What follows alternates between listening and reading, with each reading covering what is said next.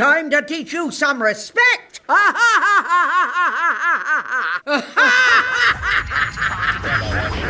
of Kings.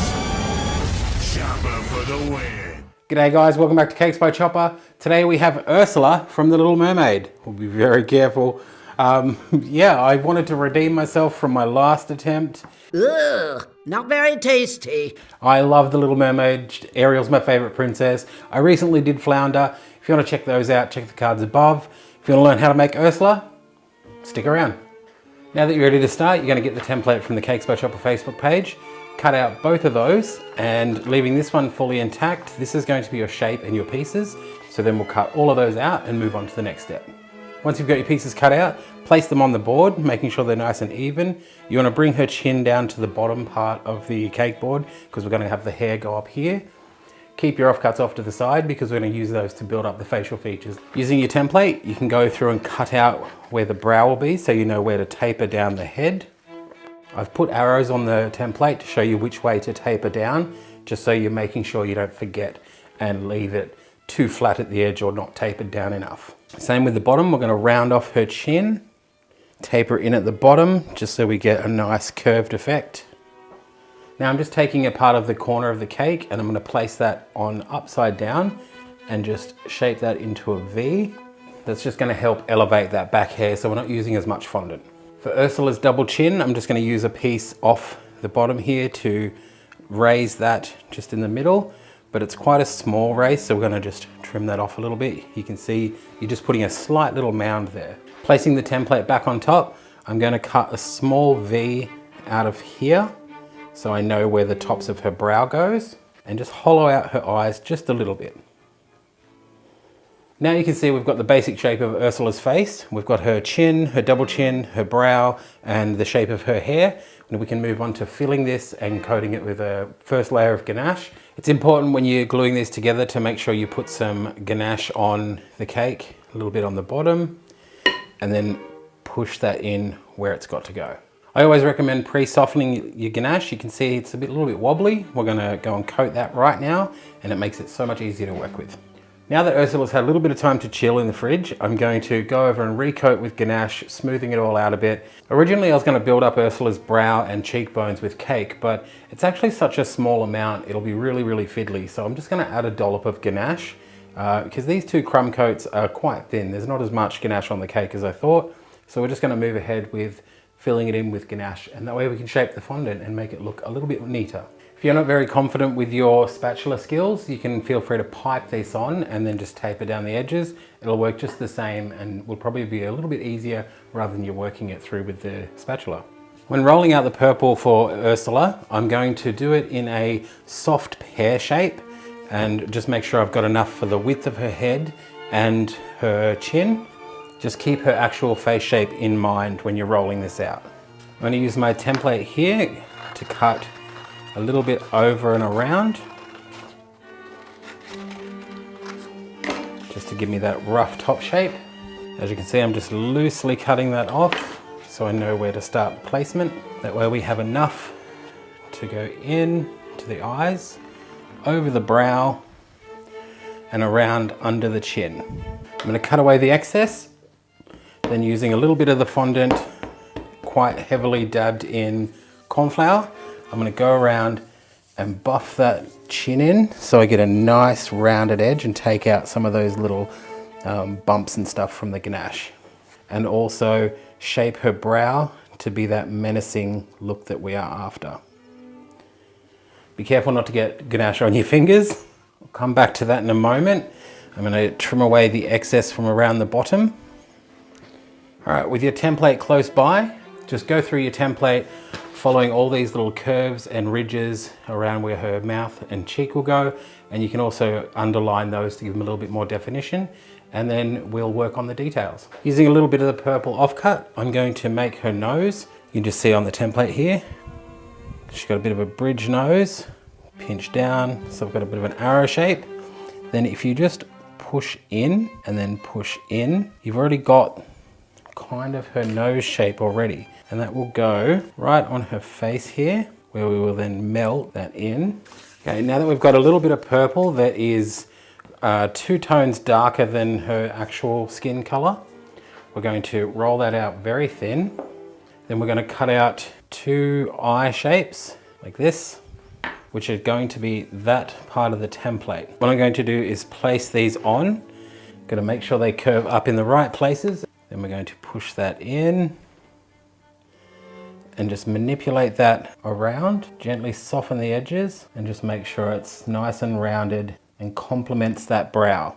Okay, now we can move on to some white, which I'm just going to roll a very sharp lemon shape. Then I'm going to turn it on its side, cut it in half. This will definitely need reshaping, but just put it on your template. Now the eyes go slightly under. Okay, now we've got our light blue. I'm going to go through and just shape in some of her blue eyelids. I'm going to just give it a little point on top, flatten the edge, make like a little triangle. Then we're going to gently manipulate that with the brush and then run a small little snake. As you can see, it's quite pointy underneath. I'm not quite happy with the eye, so I'm going to put a little bit more of the white on, just enough to raise it up a bit, because I think I put the eyelid a little too thick. So we're going to place that in gently. Just repeat the same process on the other side, but make sure you're happy with the height of the white of the eye. We'll take 2 little balls of black, placing them in the center of the eye. Take 2 little balls of white. These are going to be very tiny. Now her beautiful smile, what I'm going to do is cut it out.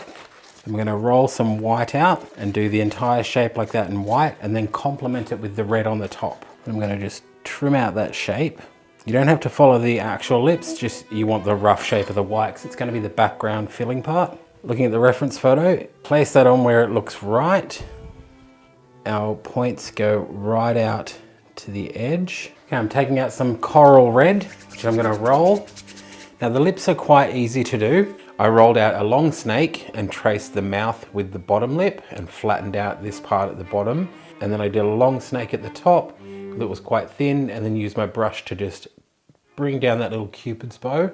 And there we have her lips. I wasn't quite happy with Ursula's lip color, so I'm going to use some of the edible food paint to go through and make them a more vibrant red. Going off the template once again, I placed a little black dot just at the corner of her mouth. To achieve Ursula's hair, I'm going to cut out a bunch of these elongated triangles, and then we're just going to use some edible glue, paste that around the top and down the side here, just to give it something to stick to.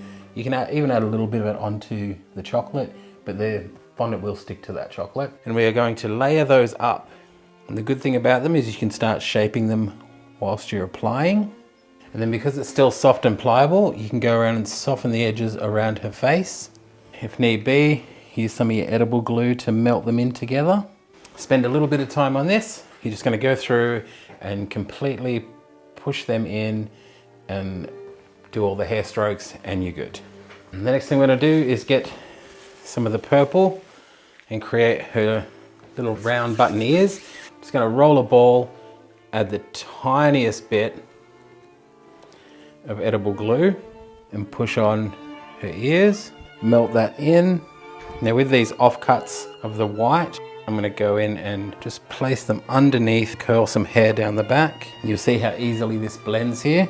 Now with my sculpting tool, I'm going to give her her little ear creases. Same for the other side. For her earrings, we're going to just roll a little snake, and then I'm going to spiral that back on itself so it looks like a little shell, and then put a flat end because it's going to sit off her ears. Ursula has these grey streaks in her hair, and I'm going to achieve those by just using a little bit of silver shimmer, and I'm going to apply that to Ursula's hair at the side to give her the grey streaks. So I've given her a little bit of a silver dust on the shell earrings and some silver on her eyes to give her a little bit of a fabulous look.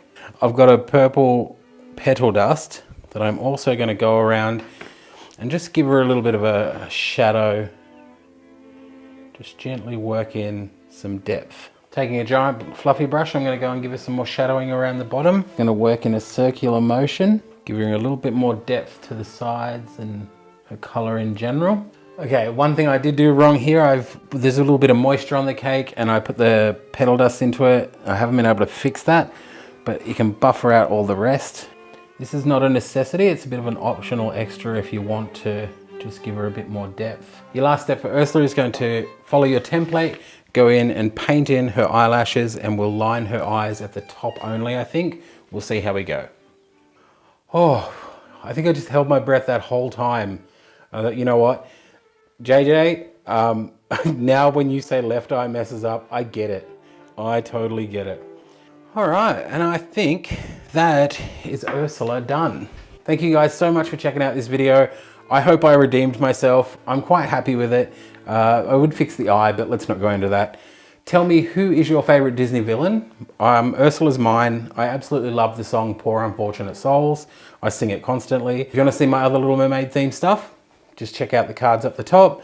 And if you want to see the video I've highlighted at the end of this video and the cool YouTuber I've chosen for this video, I think you guys will enjoy the content they make. They're super talented and I just love sharing them with you. Thank you so much again, and I'll catch you next time.